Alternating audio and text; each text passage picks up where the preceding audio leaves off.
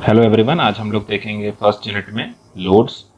Loads में हम देखेंगे dead load, live load, environmental load, seismic load, snow load, rain load and erection loads. ठीक, ये सारे लोड्स कहाँ से आते हैं और हम इनको कैलकुलेशन में कैसे यूज़ करते हैं। ठीक, सबसे पहले जान लेते हैं फोर्स क्या होता है। फोर्स लोड क्या होते हैं। लोड ऐसे फोर्स होते हैं जो स्ट्रक्चर पे अलग अलग डायरेक्शन से, अलग अलग डायमेंशन और मैग्नीट्यूड के एक्ट कर रहे होते हैं। ठीक, उसका डेफिनेशन है force from various source that acts on a structure is called load. ठीक, IS 800 2007 ने हमारे लिए बहुत सारे लोड के टर्म्स डिफाइन कर रखे हैं, जैसे working load, service load, notion nominal load, characteristic load, design load and notion loads. ठीक, वर्किंग लोड होता है, हम यूज करते हैं इसको वर्किंग स्ट्रेस मेथड में। जिस लोड के लिए हमें वर्किंग मतलब अप टू यील्ड स्ट्रेस हमें स्ट्रक्चर को डिजाइन करना होता है, उस लोड को हम कहते हैं वर्किंग लोड। ठीक, सर्विस लोड क्या होता है। ऐसा लोड जो उस स्ट्रक्चर के डिजाइन लाइफ के अंडर एक्ट करता है और मतलब सर्विस कंडीशंस में एक्ट करता है, उसे हम सर्विस लोड कहते हैं। ठीक, नॉमिनल लोड होता है जो नॉर्मल कंडीशन में उस स्ट्रक्चर के ऊपर आ रहा होता है या डेली लाइफ में उस स्ट्रक्चर पे जो लोड आते हैं उसे हम नॉमिनल लोड्स कहते हैं। ठीक, कैरेक्टरिस्टिक लोड्स होते हैं, मतलब जिस लोड के लिए हमें स्ट्रक्चर डिजाइन करना होता है, ठीक, उसे हम कैरेक्टरिस्टिक लोड्स कहते हैं। ठीक, डिजाइन लोड क्या होते हैं। डिजाइन लोड वही कैरेक्टरिस्टिक्स लोड होते हैं, लेकिन उन्हें हम कुछ factor of safety times increase करके अपने डिजाइनिंग के लिए यूज करते हैं। सपोज 100 किलो न्यूटन का लोड उस स्ट्रक्चर पे आ रहा है, वो है उसका कैरेक्टरिस्टिक लोड। मतलब उसकी लाइफ में अगर 100 किलो न्यूटन का लोड आएगा तो वो होता है उसका कैरेक्टरिस्टिक लोड। ठीक, और सपोज हम उसका 1.5 फैक्टर ऑफ सेफ्टी लेते हैं, तो अगर हम 1.5 उसकी फैक्टर ऑफ सेफ्टी लेते हैं तो उसका 1.5 टाइम्स मल्टीप्लाई करने के बाद जो लोड आता है उसे हम कहते हैं डिजाइन लोड। ठीक, ऐसा होता है नोशन लोड्स। नोशन लोड्स होते हैं जो स्ट्रक्चर पे लोड एक्ट कर रहे होते हैं और सेकेंडरी इफेक्ट होते हैं वो अलग अलग लोड्स के, जैसे सीस्मिक लोड है, उसका जो वर्टिकल कंपोनेंट आएगा उसे हम नोशन लोड्स कहेंगे। जैसे सीस्मिक लोड का बेसिक कंपोनेंट होता है ट्रांसवर्स डायरेक्शन इन मोशन। ठीक, लेकिन उसका एक वर्टिकल कंपोनेंट भी आता है, उसे भी हम नोशन लोड में काउंट करते हैं। ठीक, लोड अलग अलग टाइप के होते हैं, अलग अलग सोर्स से आते हैं, जैसे dead load, live load, wind load, earthquake loads, erection load and accidental load. और एक हम लेते हैं सेकेंडरी लोड भी हम काउंट करते हैं, जो कॉन्ट्रैक्शन और एक्सपेंशन की वजह से आता है। ठीक, हमें एक चीज याद रखना है कि ये लोड्स हमें कहाँ से मिलते हैं। उसका IS कोड है IS 875। ठीक, 875 कोड हमें अलाउड नहीं है एग्जाम में, लेकिन फिर भी उसके कुछ सारे पैरामीटर्स हमें 800 IS 800 2007 में दिए होते हैं, उनको हम वहां से यूज कर सकते हैं। ठीक, आगे चलते हैं, हम देखते हैं डेड लोड्स क्या होते हैं। जो सारे भी स्ट्रक्चरल एलिमेंट्स हैं वो स्ट्रक्चर में होते हैं और उनका जो स्ट्रक्चर के ऊपर वेट आता है उसे हम डेड लोड्स कहते हैं। ठीक, IS कोड में IS 875 में ऐसे टेबल दिया हुआ है जिसमें हर अलग अलग स्ट्रक्चरल मटेरियल का अलग अलग यूनिट वेट दिया गया है। हम वहां से कैलकुलेट कर सकते हैं उस स्ट्रक्चर का डेड लोड क्या है। ठीक, नेक्स्ट देखते हैं लाइव लोड क्या होता है। लाइव लोड होता है जो उस स्ट्रक्चर पे लोड एक्ट कर रहा होता है और वो सारे लोड अपनी पोजीशन चेंज कर सकते हैं विद रिस्पेक्ट टू टाइम।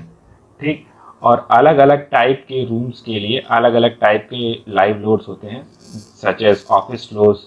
ठीक, लोडिंग क्लास नंबर 2.5 आता है उसका। ठीक, मिनिमम लाइव लोड उसका आता है 2.5 किलो न्यूटन पर मीटर स्क्वायर। ठीक, ऐसे अलग अलग टाइप के लिए अलग अलग लाइव लोड्स हमें डिफाइंड होते हैं। और हम अगर सपोज किसी भी इस इनमें से किसी भी कैटेगरी के रूम या स्टेयर केस या किसी भी बालकनी का डिजाइन कर रहे होते हैं, तो वो यहाँ से पैरामीटर देख के हम उसका लाइव लोड सेलेक्ट कर लेते हैं। ठीक, लाइव लोड के कुछ बेसिक टाइप्स भी होते हैं, जैसे अर्थक्वेक लोड को भी हम लाइव लोड में लेते हैं, वाटर करंट के लोड्स को लेते हैं, हाइड्रोस्टैटिक लोड, टेम्परेचर के जो इफेक्ट होते हैं उन्हें भी हम लाइव लोड में ही अकाउंट करते हैं। ठीक, और बहुत सारे जैसे इम्पैक्ट लोड्स होते हैं, वाइब्रेशन लोड्स, इनको भी हम लाइव लोड्स में ही काउंट करते हैं। ठीक, नेक्स्ट देखते हैं इन्वायरमेंटल लोड्स क्या होते हैं। इन्वायरमेंटल लोड्स वो होते हैं जो इन्वायरमेंट के इफेक्ट के कारण हमारे स्ट्रक्चर पे एक्ट करते हैं। ठीक, वो इन्वायरमेंटल लोड विंड फोर्स भी हो सकता है। ठीक, विंड फोर्स में का लोड कैलकुलेट करने के लिए हमें सबसे पहले ज़रूरी होता है डिज़ाइन विंड स्पीड, जिसको हम VZ कहते हैं। उसके लिए हमें VB into K1 K2 K3 K4 तीन पैरामीटर्स होते हैं, उसे यूज़ करना होता है। K1 K2 K3 तीन जो पैरामीटर्स वो होते हैं वो प्रोबेबिलिटी फैक्टर होते हैं और टेरेन के हाइट फैक्टर होते हैं और टोपोग्राफिक फैक्टर्स होते हैं। ठीक, और VB होता है at a certain height, location पे विंड स्पीड कितनी है, उससे हम design speed of wind calculate करते हैं। ठीक है, नेक्स्ट आते हैं सीज्मिक लोड्स। ठीक, सीज्मिक लोड्स मतलब जो अर्थक्वेक, सुनामी, इसकी वजह से जो नेचुरल हजार्ड की वजह से जो स्ट्रक्चर के ऊपर जो लोड्स आते हैं उन्हें हम सीज्मिक लोड्स कहते हैं। ठीक, अब सीज्मिक लोड्स को कैलकुलेट करने के दो तरीके हैं, सीज्मिक कोएफिशिएंट मेथड और डायनामिक एनालिसिस मेथड। ठीक, सीज्मिक कोएफिशिएंट मेथड हम यूज करते आते हैं, हर मतलब IS 875 डिफाइन किया है हमें seismic load method, seismic coefficient method use करके डिजाइन करने के लिए। ठीक है, डायनामिक एनालिसिस मेथड एक कंप्यूटेशनल मेथड है, इसमें हम बहुत ही कंप्यूटराइज्ड मेथड से हम ये इसकी एनालिसिस करते हैं। ठीक, ये हमारे कैलकुलेशंस में यूज की जाती हैं। ठीक, तो ये वाला मेथड हमें नहीं देखना होता है। ठीक, पढ़ना तो हमें कोई भी मेथड नहीं है, सिर्फ जानने हैं टाइप्स ऑफ लोड कौन कौन से हैं, लेकिन अगर हमें यूज़ करना भी होता है, सीज्मिक लोड कैलकुलेट करना भी होता है, तो हम सीज्मिक कोएफिशिएंट मेथड यूज़ करके लोड्स को कैलकुलेट करते हैं। ठीक, नेक्स्ट देखते हैं snow load and rain load क्या होता है। स्नो लोड और रेन लोड डिपेंड करता है लोकेशन के बेसिस पे कि वो स्ट्रक्चर कहाँ पे लोकेटेड है। सपोज सब ट्रॉपिक हिमालयन रीजन में है, मतलब हिमालयन बेल्ट में है, तो वहाँ पे हमें स्नो लोड भी देखने को मिल सकता है। ठीक, अगर हमारा टेम्परेट जोन में है तो वहाँ पे हमें रेन लोड देखने को मिलेगा। ठीक, जहाँ पे रेन इंटेंसिटी ज़्यादा होती है। ठीक है, तो वैसे स्ट्रक्चर के लिए हमें ये सारे लोड्स को अकाउंट करना होता है। ठीक है, स्नो लोड जनरली हम 2.5 न्यूटन पर मीटर स्क्वायर एरिया फॉर पर mm डिपोजिशन ऑफ स्नो लेते हैं। ठीक है, नेक्स्ट आता है इरेक्शन लोड। इरेक्शन लोड होते हैं जो स्ट्रक्चरल कंपोनेंट में आते हैं, जब कोई हम बिल्डिंग या कोई भी स्ट्रक्चर हम बना रहे होते हैं उस पर कोई भी एडिशनल इक्विपमेंट हम प्लेस कर देते हैं जिसको यूज़ करके हम डिज़ाइन कर रहे होते हैं। सपोज हमने एक टावर क्रेन प्लेस कर दिया है एक बिल्डिंग के ऊपर, मल्टी स्टोरेड बिल्डिंग के ऊपर, तो उस टावर क्रेन का लोड उस बिल्डिंग के ऊपर आ रहा होगा, उसे हम कहते हैं इरेक्शन लोड। ठीक, अलग अलग टाइप के लोड कॉम्बिनेशंस होते हैं। अभी तक हमने जो सारे लोड पढ़े, dead load, live load, erection load, wind load, seismic loads, ठीक, ये सारे लोड्स एक साथ स्ट्रक्चर पर नहीं एक्ट कर रहे होते हैं। ठीक, तो IS कोड 800 2007 ने हमें 5 तरह के लोड्स के कॉम्बिनेशंस बता दिए कि ये 5 लोड के कॉम्बिनेशन हो सकते हैं। ठीक, इन 5 लोड्स के कॉम्बिनेशन में जो कॉम्बिनेशन की वैल्यू सबसे मैक्सिमम आ रही होगी उस वैल्यू को हम यूज करेंगे डिजाइन लोड के टर्म में। ठीक, सपोज करिए हमने design load plus crane, live load plus crane load हमने कैलकुलेट किया। Similarly design load, live load, crane load plus wind या अर्थक्वेक लोड हमने कैलकुलेट किया। ठीक, ये सारी पांचों पैरामीटर्स के लोड हमने कैलकुलेट कर लिए और सबकी अलग अलग वैल्यू आ रही है। जैसे पहले की आई 100 किलो न्यूटन, दूसरे की आई 120 किलो न्यूटन, तीसरे की आई 90 किलो न्यूटन, चौथे की आई 75 kilo Newton and next I आपकी 110 किलो न्यूटन। ठीक, तो फिर हम इनमें से जो मैक्सिमम वैल्यू आ रही होगी, जैसे 120 किलो न्यूटन, ये वाली वैल्यू हम यूज करेंगे एज ए डिजाइन लोड। ठीक,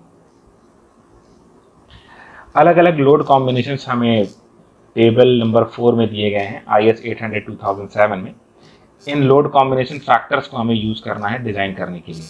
ठीक, सपोज हम लिमिट स्टेट ऑफ स्ट्रेंथ के लिए डिजाइन कर रहे हैं तो ये सारे फैक्टर्स यूज करेंगे। वही टोटल 5 लोड कॉम्बिनेशंस यहाँ भी दिए गए हैं। ठीक, इन सारे लोड कॉम्बिनेशंस के लिए हमें ये सारे लोड फैक्टर्स यूज करने हैं और हम उन्हें मल्टीप्लाई करके उस स्ट्रेंथ लिमिट स्टेट के लिए हम यूज करेंगे। ठीक, सपोज हम डिजाइन कर रहे हैं लिमिट स्टेट ऑफ स्ट्रेंथ के लिए, तो हमें डेड लोड 100 किलो न्यूटन है, तो उससे पहले हमें उसके लिए एक फैक्टर ऑफ सेफ्टी 1 से मल्टीप्लाई करना होगा। लाइव लोड अगर उस पर एक्ट कर रहा है तो उसके लिए 1.5 से मल्टीप्लाई करना होगा, और क्रेन लोड अगर आ रहा है तो उसके लिए 1.05 से मल्टीप्लाई करना होगा।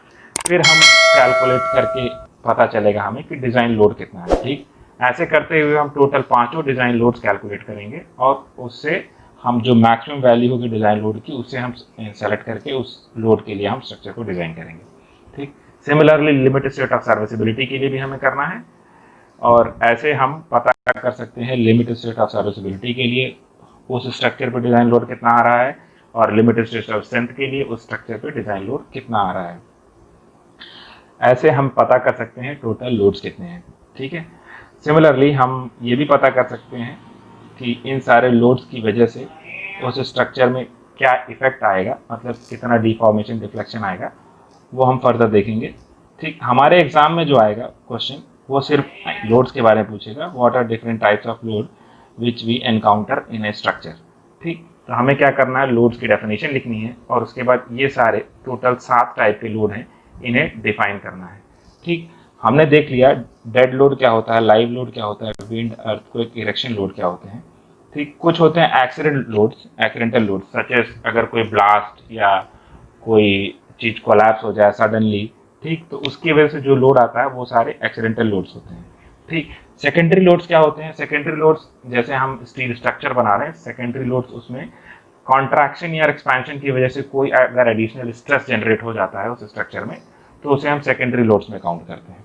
ठीक। इन सारी चीज़ों को हमें लिखना है अपने आंसर में। ठीक।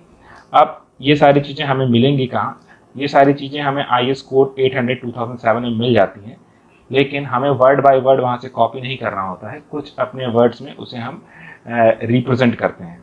ठीक है। ओके।